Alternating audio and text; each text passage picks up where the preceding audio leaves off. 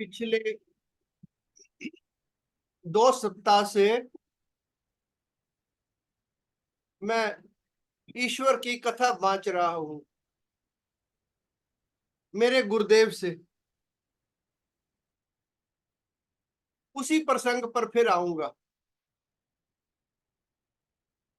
आदरणीय प्रेमी लद्दा राम जी के बारे में बात हो रही थी कि महाराज जी ने 2-3 बार उनको डांट लगा दी, क्योंकि उनके महाराज जी के पास जाने की जो भावना थी वो निर्मल नहीं थी।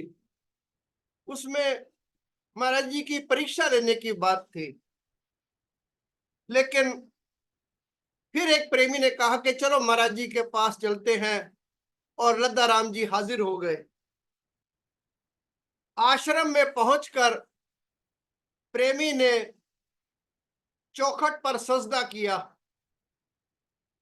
देखते ही महाराज जी बोले, तू यहां भी आ पहुंचा है। लेकिन आज महाराज जी मुस्कुरा रहे थे, क्योंकि आज लद्दा राम जी विनम्रता से महाराज जी की शरण में गए थे। तू यहां भी आ पहुंचा है। लेकिन आज महाराज मुस्कुरा रहे थे। प्रेमी बोला, महाराज भिखारी बनकर आया हूं, दास पर कृपा करें। गुरुदेव का चेहरा देखकर प्रेमी जी को कुछ तसल्ली हुई कि आज डांट नहीं पड़ेगी।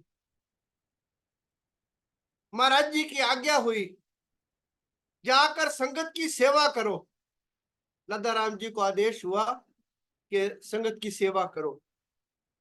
आश्रम के बाग में एक ट्यूबवेल के लिए कुआं खोदा जा रहा था। प्रेमी ने प्रण किया, लद्दा राम जी ने अपने मन में प्रण किया, जब तक महाराज जी खुद नहीं कहेंगे तब तक मैं कुआं खोदने से रुकूंगा नहीं। यानी मैं अपनी जो कुदाल है वो चलाता ही रहूंगा जब तक महाराज जी स्वयं आदेश नहीं करेंगे। मैंने अपना हाथ नहीं रोकना है। कुदाली ली, मिट्टी खोदने लगे। घंटों कुदाली चलती रही। देह पसीने से गीली हो गई। हाथों से खून निकलने लग गया। रह रहकर हाथों पर मिट्टी मलते, फिर कुदाली चलाते। आखिर आंखों के सामने अंधेरा छा गया। अन्य प्रेमियों ने बहुत कहा कि काम छोड़कर कुछ खा पी लें, लेकिन प्रेमी लद्दा राम जी पर धुन सवार थी। जब तक मालिक का दिल ना पिघले, यानी महाराज जी की कृपा दृष्टि ना हो, पिछली गलतियों को वो माफ ना करें, तब तक सब व्यर्थ है। आखिर सिर में चक्कर आने लगा। आश्रम घूमता हुआ दिखाई दिया। तभी आवाज आई, प्रेमी महाराज जी ने आज्ञा दी है, काम बंद करके लंगर ग्रहण करो। लद्दा राम जी बोले, क्या महाराज जी ने खुद कहा है? प्रेमी अमोलक राम जी, बाबू अमोलक राम जी बोले, हाँ प्रेमी, उनकी ऐसी आज्ञा है। लद्दा राम जी की आंखों में आंसू आ गए। आखिर मालिक की नजरें मेर हो गई। अपनी कहानी सुनाकर कहकर लद्दा राम कहने लगे, एक बार महाराज जी ने फरमाया था, तू इधर यूं ही नहीं आया है। लद्दा राम जी को महाराज जी ने एक बार बाद में कहा, तू यूं ही इधर नहीं आया है, डंडे के जोर से तुझे बुलाया गया है। प्रेमी की कहानी सुनकर सभी श्रोता द्रवित हो गए। जो आटा मल रहे थे प्रेमी, वो लद्दा राम जी की गाथा सुनकर उनकी आंखों से आंसू आ गए। चुपचाप आटा मलते रहे, रसोई के बाहर पहुंचाते रहे। रात भर कई बोरी आटा मला जा चुका था। बाहर हल्की हल्की ठंड पड़नी शुरू हो गई थी और साथ साथ ईश्वर में मां का पाठ निरंतर चल रहा था। प्रेमी आटा भी मल रहे थे और वाणी का पाठ भी करते जा रहे थे, साथ में प्रसाद भी बन रहा था।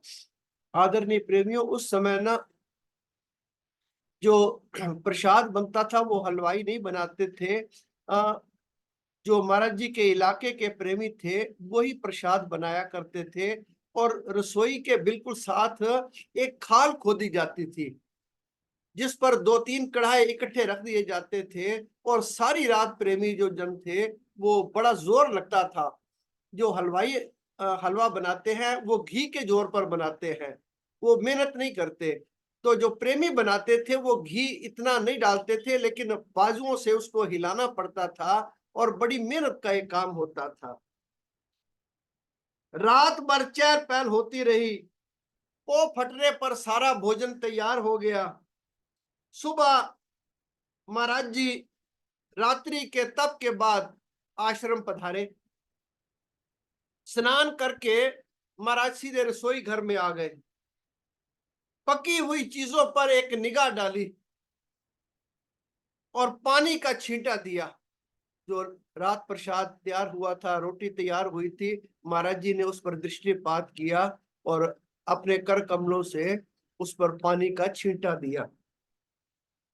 उसके बाद प्रेमियों को आशीर्वाद दिया और जाकर कुटिया में बैठ गए। वही अनिर्वचनीय भाव चेहरे पर था जो हर सुबह होता था। रह रह कर महाराज जी की समाधि लग जाती थी। आज अल्पाहार के बाद विशाल सत्संग होना था। लगभग 8 बजे के करीब भगत जी दूध लेकर उपस्थित हुए। बीमारी के बाद प्रेमियों की प्रार्थना पर महाराज जी ने चाय छोड़कर कुछ समय दूध लेना शुरू कर दिया था। कटोरी में डालकर भगत जी दूध देते, महाराज जी पी लेते। उनके हाव भाव से ऐसा लग रहा था कि जैसे कोई वो अप्रिय काम कर रहे हो। यानी हमें कोई अगर दूध दे तो हम कितने खुश होंगे कि कोई प्रेमी दूध पिला रहा है, मगर महाराज जी जो वो दूध पी रहे थे प्रेमियों के अनुरोध पर, चेहरे से ऐसा लगता था कि महाराज जी को ये काम अच्छा नहीं लग रहा, क्योंकि महाराज जी चाय पर ही निर्भर रहते थे। चेहरे के हाव भाव से लगता था महाराज जी एक अत्यंत अप्रिय काम कर रहे हैं। चेहरे पर अरुचि के भाव स्पष्ट दिखाई दे रहे थे। यानी हमारे सामने से कोई चीज आए तो हम बड़े लालायित हो जाते हैं, पर महाराज जी दूध को देख कर ना उनको लग रहा था कि ये अप्रिय, कोई जरूरत इसकी नहीं है, प्रेमी कह रहे हैं तो सेवन कर लेते हैं। दूध के बाद जब महाराज जी ने दूध सेवन कर लिया तो जो सत्संग होना था उसके बारे में बातचीत शुरू हो गई कि आज सत्संग होना है, सम्मेलन होना है, तो महाराज जी का क्या आदेश होता है। आज के दिन कुछ प्रेमियों ने अपने विचार व्यक्त करने थे। अन्य प्रेमियों के अलावा प्रेमी देवराज जी गुप्ता को विचार रखने की आज्ञा हुई। महाराज जी ने कहा भाई इनको विचार देने की इनको समय दिया जाए, आदरणीय प्रेमी देवराज जी को। देवराज जी ने हाथ जोड़कर कहा, महाराज जी मैं भुगत चुका हूं, अब मैं वो गुस्ताखी नहीं कर सकता। क्योंकि देवराज जी के साथ कुछ ऐसा घटित हो गया था, तो देवराज जी ने कहा महाराज जी मैं भुगत चुका हूं, अब मैं वो गुस्ताखी नहीं कर सकता। सुनते ही महाराज जी की भाव भंगिमा बदल गई। महाराज जी के चेहरे पर भाव बदल गए, आंखों से प्रेम झलकने लगा। लाल जी आज ये खुद कह रहे हैं।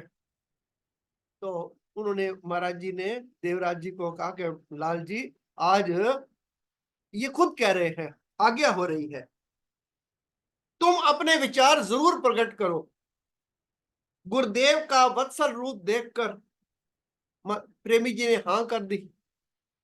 1 वर्ष पहले इन्हीं प्रेमी ने जोर देकर समय लिया था।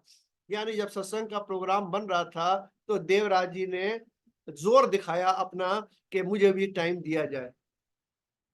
गुरुदेव ने तब कुछ अन्य प्रेमियों को तो बोलने के लिए कहा, लेकिन देवराज जी की अवहेलना कर दी। यानी देवराज जी ने समय मांगा भी, पर महाराज जी ने फिर भी उनको एक साइड में कर दिया। बाकी प्रेमियों को अनुमति दे दी, देवराज जी को 1 साल पहले अनुमति नहीं दी। देवराज जी नौजवान थे और अपनी योग्यता का सम्मान करते थे। मान लो किसी प्रेमी को ये आभास हो कि मैं बड़ा अच्छा पढ़ लेता हूं, और वो प्रार्थना भी करे और महाराज जी फिर भी समय ना दें, और वो अच्छा बोलता भी हो, तो कैसा मन में भाव आता है। और फिर जवानी का वक्त हो। देवराज जी को स्टेज से बोलने की बड़ी अच्छी आदत थी, वाणी पर उनका बड़ा अधिकार था। ऊपर से वो दर्शन शास्त्र के मेधावी छात्र थे। जिस महफिल में बैठते, सहज में ही उसका केंद्र बन जाते। उनकी दृष्टि में अन्य वक्ताओं की कोई गिनती नहीं थी। उनके मन में विचार आया कि जिनको महाराज जी बोलने के लिए समय दे रहे हैं, मेरे मुकाबले में तो ये कोई चीज ही नहीं है, और मुझे मेरी प्रार्थना पर भी महाराज जी समय नहीं दे रहे हैं। उन्होंने फिर कहा, जब महाराज जी ने समय नहीं दिया, फिर उन्होंने कह दिया, महाराज जी मुझे भी बोलने का समय दिया जाए। एक बार इनकार के बाद फिर कहा कि महाराज जी मुझे भी बोलने का समय दिया जाए। महाराज जी ने कहा, ठीक है, इन्हें 10 मिनट का समय दे दो। देवराज जी कहते हैं, महाराज जी 10 मिनट में क्या होता है। गुरुदेव ने कहा, अच्छा 20 मिनट का समय दे दो। 20 मिनट में तो उन प्रेमी जी का गला ही साफ होता था, यानी इतनी उनकी बोलने की ताकत थी। असली बात तो बाद में वो शुरू करते थे, लेकिन अधिक उन्होंने फिर कहा कि मुझे समय और चाहिए। लेकिन महाराज जी ने कहा, नहीं, बस 20 मिनट काफी है। वो संकोच कर गए, चुप कर गए। सत्संग शुरू हुआ। प्रेमी विचार रखने के लिए संगत के सामने आए। बहुत ही प्रेमी विवेकपूर्ण वार्तालाप करते थे। जब वो बोलते थे तो अन्य प्रेमी श्रोता मात्र बने रहने में सुख महसूस करते थे। महाराज जी भी उनके प्रश्नों का उत्तर बड़े प्रेम से देते थे। इसी कारण वो संगत में लोकप्रिय थे। अब थोड़ी देर बाद देवराज जी का नंबर आ गया। उनको बोलने के लिए स्टेज से कहा गया। बहुत प्रेमियों को आशा थी कि देवराज जी आज हमारे कानों में रस घोल देंगे, लेकिन प्रेमी का अनुभव इसके ठीक उलट था। जब देवराज जी को स्टेज पर आमंत्रित किया गया, जो ही उन्होंने बोलना शुरू किया, उनके दिमाग से विचार गायब होने शुरू हो गए। उन्होंने बड़ी कोशिश की कि मन को एकाग्रचित होकर विचार रखे जाएं, लेकिन सफल नहीं हो सके, क्योंकि विचार अगर ना आए तो क्या प्रेमी बोल सकता है। जबान सूखने लगी, गला भी सूख गया, और गला रुक ही गया। पानी पिया, फिर जोर मारा, लेकिन कोई बात ना बनी। आखिर वो इतना कहकर बैठ गए, मैं समझ नहीं पा रहा मेरे साथ आज क्या हो रहा है। मैं चुप हो जाने पर मजबूर हूं। उन्होंने ये भी कह दिया कि ये अनहोनी बात है। देवराज जी ने ये भी कह दिया कि आज मैं चुप होने पर मजबूर हूं, लेकिन मेरे साथ कोई अनहोनी हो रही है। क्योंकि इतना अगर अच्छा वक्ता हो और वो बोल भी ना पाए, पानी पीने के बाद विचारों को केंद्रित भी ना कर पाए, गला भी सूख जाए, वो चुपचाप बेचारे बैठ गए। उनका मन न बड़ा कुंठित था कि इतना अच्छा वक्ता होने के बावजूद मैं बोल ही नहीं पाया। समय भी मैंने महाराज जी से जबरदस्ती लिया है, लेकिन गुरुदेव ने उनसे कोई चर्चा ही नहीं की। हाँ, अन्य विचार होते रहे, बड़े प्रेम से होते रहे। आज जब गुरुदेव ने उनको बोलने की आज्ञा दी, तो देवराज जी को पिछले साल का वाकया याद आ गया। लेकिन आज वो अपनी योग्यता की धाक जमाने नहीं जा रहे थे, वो गुरु आज्ञा का पालन करने जा रहे थे। गुरु चरणों का ध्यान किया और संगत के सामने खड़े हो गए। उन्होंने उस दिन अपना भाषण भी तैयार नहीं किया था। सोचा जो दाता बुलाएगा वही बोलेंगे। एक बार महाराज जी ने फरमाया भी था, प्रेमी बोलने से पहले ना किसी के होके बोला करो, यानी गुरु चरणों का ध्यान रखकर फिर बोलना शुरू किया करो। सोचा जो दाता बुलाएंगे वही बोलेंगे। जब बोलने लगे तो विचारों की बाढ़ आ गई। प्रेमी अबोध होकर बोल रहे थे, संगत मस्त होकर सुन रही थी। महाराज जी के सत्संग में नारा लगाने की कोई इजाजत नहीं है, लेकिन अनजाने में संगत ने 2-3 नारे भी लगा दिए, क्योंकि संगत इतनी भावमुग्ध हो गई कि संगत ने 1-2 नारे भी लगा दिए। 25 मिनट का समय जाने कब खत्म हो गया। संगत ने और समय के लिए पुकार करनी शुरू कर दी। संगत ने आवाज की कि थोड़ी सी समय उनको और दिया जाए, लेकिन प्रेमी ने और समय लेने से इनकार कर दिया। महाराज जी पास ही बैठे थे। महाराज जी ने इशारा कर दिया कि प्रेमी और बोलो। प्रेमी बोल रहे थे और उनके कर्णधार मुस्कुराते हुए अनुमोदन कर रहे थे, यानी महाराज जी साथ साथ आशीर्वाद देते जा रहे थे। भाषण की समाप्ति पर संगत वाह वाह कर उठी, लेकिन प्रेमी जानते थे, देवराज जी अपनी स्थिति जानते थे कि जो आज मैं बोल रहा था उसमें मेरी कोई अकल बिल्कुल भी नहीं थी। ये तो जो कृपा दृष्टि हो रही थी उसकी वजह से मैं कुछ बोल पा रहा था। जो सरस्वती के स्वामी थे वो तो सदा से साधारण भाषा में बोलते आए थे, ना वहां व्याकरण की बारीकियों के लिए स्थान था, ना वाक्पटुता के लिए। गुरुदेव के प्रवचन श्रोताओं को सोचने के लिए मजबूर करते थे। जहां मनुष्य को अपनी कहनी रहनी का लेखा जोखा करना होता है, वहां वाह वाह के लिए कोई स्थान नहीं होता। यानी ये तो अपनी जीवन की करनी, अपनी जो रहनी है उस पर विचार करने के लिए विचार किया जाता है, उस पर कोई अपनी रोब जमाने वाली कोई बात नहीं होती। सब प्रेमी देख रहे थे कि उनके भाषण की तो प्रशंसा हो रही थी, लेकिन जो उन्होंने कहा उसे कोई समझने की कोशिश नहीं कर रहा था। प्रेमी ने बड़े गंभीर विचार दिए थे। उन्होंने बताया कि किस तरह राजनीतिक और आर्थिक ढांचा मनुष्य के लिए कल्याणकारी हो सकता है। प्रेमी की नजरों में बधाइयां उन्हें लज्जित कर रही थी, यानी प्रेमी बार बार कह रहे थे कि आप बहुत अच्छा बोले हैं, तो देवराज जी अपने अंदर लज्जा महसूस कर रहे थे। प्रेमी के भाषण के बाद महाराज जी का प्रवचन शुरू हुआ। स्टेज के नाम पर एक छोटा सा तख्त पोष था, सफेद चादर बिछाई हुई थी। गुरुदेव उस पर आसीन थे। आज बोलने से पहले गुरुदेव समाधिस्थ नहीं थे। बड़े प्रेम से महाराज जी स्वयं देवराज जी का भाषण सुन रहे थे। इसलिए जब प्रवचन आरंभ हुआ तो आवाज में वो धीमापन नहीं था। प्रेमी कहते हैं महाराज जब बोलना शुरू किया करते थे तो शुरू में आवाज नीची होती थी, कम होती थी, पर फिर महाराज जी की आवाज बढ़ती जाती थी। इसलिए जब प्रवचन आरंभ हुआ तो आज आवाज में धीमापन नहीं था। प्रवचन शुरू होते ही खामोशी छा गई।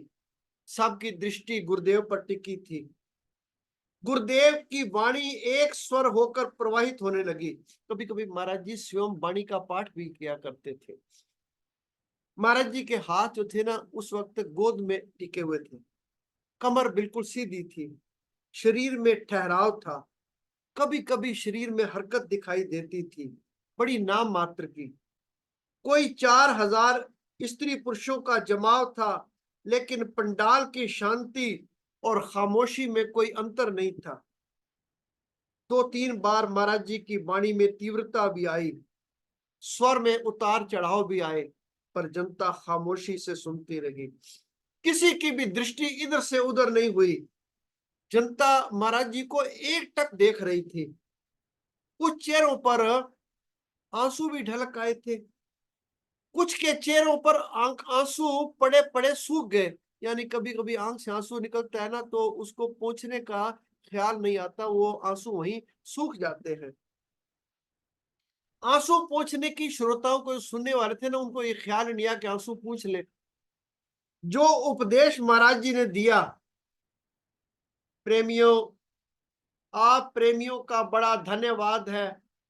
आप वक्त निकालकर जीवन कल्याण की शिक्षा लेने के लिए यहाँ एकत्रित हुए हैं। कुछ विचार हैं आपके चरणों में भेंट किए जाते हैं। त्रैकालदर्शी सतपुरुष नारायण रूप सतपुरुष महाराज से संगत से कह रहे हैं, प्रेमी कुछ विचार आपके चरणों में रखे जाते हैं, ध्यान से श्रवण करें। शरीर रूपी संसार को धारण करके सब मानुष पशु पंछी ब्रह्मांड में दौड़ रहे हैं, असली खुशी की खातिर यत्न प्रयत्न कर रहे हैं, मगर खुशी प्राप्त नहीं हो रही। हर आदमी खुशी के लिए लालायित है, दौड़ धूप कर रहा है, पर उसको खुशी मिल नहीं रही, बल्कि जीव खात्मे की ओर ही जा रहे हैं, यानी शरीर समाप्ति की ओर जा रहा है। जिसने इस भेद को नहीं समझा वो मानुष नहीं है। महाराज ने कहा, भाई जिसने जीवन की सार को नहीं समझा कि शरीर खात्मे की ओर जा रहा है, वो मनुष्य नहीं है। जिस तसल्ली और निर्भयपन के लिए ये जीव पांच तत्विक शरीर को धारण करके दौड़ लगा रहा है, वो इस तब्दीली युक्त संसार में प्राप्त नहीं हो सकती। यानी जीव की इच्छा है निर्भय शांति की, हमेशा की शांति की, लेकिन महाराज फरमान कर रहे हैं कि ये जो संसार है ये स्वयं ही तब्दीली के अंदर है। जो चीज खुद तब्दीली में है वो स्थायी शांति कैसे दे सकती है? ऐसा समझना ही सत विवेक है और मानुष जीवन की सार है। जिन सुखों के लिए ये उपद्रव करता है वो बदलने वाले हैं, और शरीर भी बदलने वाला है, वो कैसे तसल्ली दे सकता है? जो देखन में आए साजन सो अगन वांग तपताए, यानी जो भी शरण में आया, महाराज ने कहा उनको देखा, जो देखन में आए साजन सो अगन वांग तपताए, अनक जतन करें दिन राती तो भी न तृप्ताएं। यानी संसारी यत्न से जीव को तृप्ति हासिल नहीं होती, तृप्ति तो केवल प्रभु के सिमरन से होती है, गुरु के चरणों के प्यार से होती है। इसलिए प्रेमियों, परमेश्वर का निश्चय रखकर अपने भोगों की पूर्ति को छोड़कर पर की सेवा करो। दो काम करो, एक निश्चय परमेश्वर पर रखो, होना ना होना उसकी आज्ञा में जानो, और संगत की सेवा करो। नहीं तो ये शरीर अभिमान वश होकर मानसिक विकारों के जेर असर हो जाएगा। इस शरीर में अभिमान आ जाएगा, ये विकारों के जेर असर हो जाएगा, और भोगों की पूर्ति के खातिर ही यत्न प्रयत्न करेगा, फिर ये नाश को प्राप्त हो जाएगा। इस अशांत हालत से बचने के लिए सत्पुरुषों ने एक नुक्ता समझाया। तू इस शरीर के भोगों में मर्यादा धारण करते हुए होना ना होना प्रभु आज्ञा में देख। पहले तो तू भोगों में मर्यादा स्थापित कर, और दूसरा होना ना होना प्रभु की आज्ञा में देख। दूसरा, दुख सुख प्रभु के समर्पण कर। जिस तरह तू अपने सुखों को चाहता है, उसी तरह दूसरों को सुख पहुंचाने वाला बन। जिस तरह तू अपने सुखों को चाहता है, उसी तरह दूसरों को सुख पहुंचाने वाला बन। इससे तेरे अंदर ऐसी भावना पैदा होगी कि तू ना तसल्ली हालत से निकलकर तसल्ली को पा लेगा, यानी अशांति से तू शांति की ओर आ जाएगा। कब? जब तू अपने सुखों को दूसरों में तकसीम करेगा, तो फिर तू अशांति से शांति की ओर आएगा, ना तसल्ली से तसल्ली की ओर आ जाएगा। फिर महाराज जी ने फरमाया, प्रेमी इस वक्त झूठ की हद नहीं, छल कपट की मर्यादा नहीं। प्रेमी, इस वक्त झूठ की हद नहीं, छल कपट की मर्यादा नहीं। और ऐसे समय मानुष गहरी नींद सो रहे हैं। दरअसल आराम व बेआरामी तेरे कर्तव्य में है। यानी जो आराम या बेआरामी है वो तेरे कर्तव्य में है। तेरा कर्तव्य स्वार्थ का है या परमार्थ का है, इस पर डिपेंड करता है कि तेरे मन की कैसी हालत होगी। इसलिए तू श्रेष्ठ कर्तव्य को अपनाने वाला हो। खोटे कर्म करना ही नाश के देने वाला होता है। उससे स्वार्थ और परमार्थ दोनों बिगड़ जाते हैं। प्रेमी, खोटे कर्म करने से वाला ही नाश करने वाला होता है। खोटा कर्म करना ही नाश के देने वाला होता है। उससे स्वार्थ और परमार्थ दोनों बिगड़ जाते हैं। इसलिए तू अपने निजी जीवन को पवित्र करने का यत्न कर। सत्कर्म, शुद्ध आहार, शुद्ध व्यवहार धारण कर। क्या क्या चीज तू इस अपने जीवन में इख्तियार कर? सत्कर्म, शुद्ध आहार, शुद्ध व्यवहार धारण कर, ताकि खोटी वासनाओं से तेरे अंदर अभाव हो जाए। यानी जो मलिन वासनाएं हैं, मलिन विचार हैं, उनका तेरे अंदर से निष्कासन हो जाए। क्योंकि जब तू सत्कर्म करेगा तो मलिन विचार तेरे अंदर नहीं रह सकते।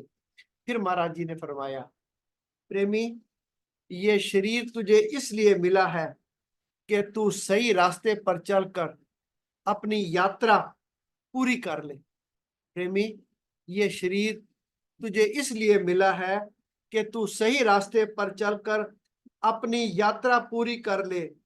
इसलिए सत्यवादी होकर इस सफर को पूरा करने का यत्न करो।